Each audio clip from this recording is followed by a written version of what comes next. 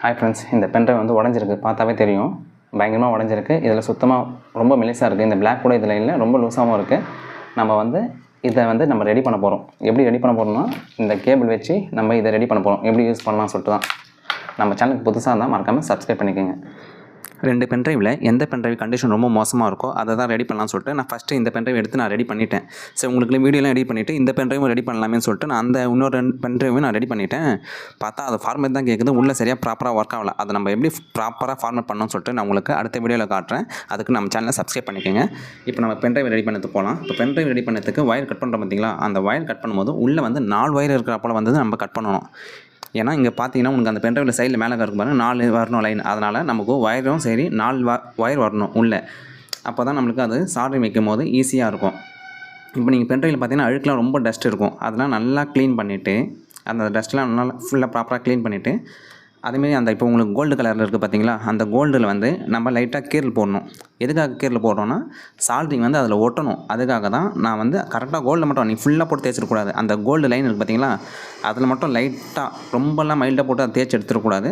சும்மா லைட்டாக மைல்டாக அந்த சால்ட்ரிங் ஒட்டுறா போல் அதை நம்ம தேய்ச்சி எடுத்துகிட்டு, அப்புறம் ஒயரிங் வந்து சால்ட்ரிங் அதுலேயும் ஒயரிங்லையும் நம்ம சால்ட்ரிங் வைக்கணும். அப்போ அது என்ன பண்ணணும், அந்த ஒயரிங்கை சின்ன சின்னதாக, ரொம்ப மைல்டாக சின்ன சின்னதாக கட் பண்ணி சால்ட்ரிங் வைக்கிறதுக்காக ஈஸியாக இருக்கும் பார்த்தீங்களா.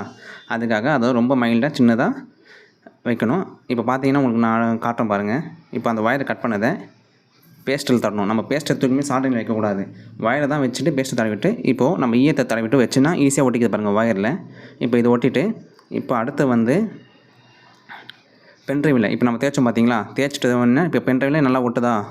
இப்போ ஓரளவுக்கு நம்மளுக்கு பென்ட்ரைவில் நல்லா ஒட்டும். ஏன்னா தேய்ச்சா தான் ஒட்டும். தேய்க்காமல் நீங்கள் இது பண்ணிங்கன்னா அதில் ப்ராப்பராக ஒட்டாது, அந்த சால்ட்ரிங் வந்து ஒட்டாது. அதனால தான் நான் உங்களை நல்லா தேய்ச்சிட்டு, அதாவது கொஞ்சம் தேய்ச்சிட்டு இது பண்ண சொல்கிறேன். இப்போது நம்ம ஒயர்லேருந்து அந்த பென்ட்ரைவுக்கு சால்ட்ரிங் வைக்க போகிறோம். அப்போது நமக்கு என்ன ஆகக்கூடாதுன்னா, அதை அசையக்கூடாது. சும்மா அசைஞ்சிங்கன்னா தான் நம்மளுக்கு சால்ட்ரிங் வைக்க ரொம்ப கஷ்டமாக இருக்கும். அதனால் நான் அதை நல்லா டேப் போட்டு ஒட்டிட்டு இப்போ சால்ட்ரிங் வைக்க போகிறேன். அப்போது ஃபஸ்ட்டு பார்த்தீங்கன்னா மேலே ரெட்டு, ரெண்டாவது வந்து ஒயிட். அதாவது நல்லா கேட்டிங்கன்னா சாண்டிஸ்க்குன்ற எழுத்து வந்து கரெக்டாக பார்க்கணும். நான் உங்களுக்கு இமேஜ் வந்து இதில் ஆட் பண்ணுறேன். ரெட்டு, ஒயிட்டு, க்ரீனு, பிளாக்கு, இந்த ஆர்டரில் தான் ப்ராப்பராக நம்ம வைக்கணும். அப்போ தான் வந்து இது ஒர்க் ஆகும். நான் உங்களுக்கு இது இமேஜை நல்லா ப்ராப்பராக நான் உங்களுக்கு எடிட் பண்ணி வச்சுருக்கேன். அதை நான் உங்களுக்கு ஆட் பண்ணுறேன் இமேஜை.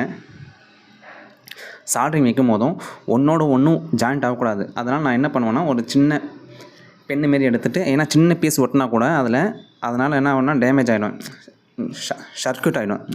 அதனால் நான் என்ன பண்ணேன், ஏதாச்சும் இது இருக்கா, ஜாயிண்ட் இருக்கான்னு சொல்லிட்டு ஒரு சின்ன போட்டு ஏதாச்சும் தேய்ச்சி எடுத்து பார்க்குறேன். ஏதாவது நமக்கும் கண்ணுக்கும் தெரியாத சின்ன மெலிஸ் ஒயர் இருக்கும். அதெல்லாம் இல்லாத அளவுக்கு நான் பார்த்துக்கிறேன். ப்ராப்பராக பார்த்துட்டு க்ளூகன் போட்டு ஒட்ட போகிறோம். அதனால் அடியில் ஒரு பேப்பர் வச்சுட்டு, ஏன்னா க்ளூகன் வந்து கையில் வந்து சுடும். அதனால் க்ளூகன் வந்து நல்லா போட்டு அதை தடவிட்டு பேப்பர் போட்டு சுற்றணும்னா நம்மளுக்கு ஈஸியாக இருக்கும். அப்போ நம்மளுக்கு வந்து அந்த ஒயர் பிரிக்கும் போது, அதாவது பென்ட்ரைவ் கழட்டி மாட்டும் போது நம்மளுக்கு வந்து இந்த சால்ட்ரிங் வந்து பிரிச்சிக்காது.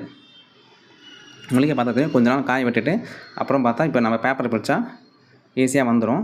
கொஞ்சம் நல்லா ஸ்ட்ராங்காகவும் இருக்கும். க்ளூகன் போடணும்னா ஈஸியாக அடிக்கடி ஒயர் பிடிச்சிக்கும். இப்போ க்ளூகன் போட்டனால கொஞ்சம் ஸ்ட்ராங்காக இருக்கும். அதனால தான் நான் உங்களை வந்து க்ளூகன் போட சொல்கிறேன். இப்போ வந்து நம்ம ஃபோனில் போட்டு செக் பண்ணலாம். ஃபோனில் செக் பண்ணால் உங்களுக்கு மேலே நோட்டிஃபிகேஷன் காட்டும். அந்த நோட்டிஃபிகேஷன்லேயே பார்த்தா ஒர்க் ஆகுது பாருங்கள். இப்போ ஓடிஜி போட்டு கனெக்ட் பண்ணி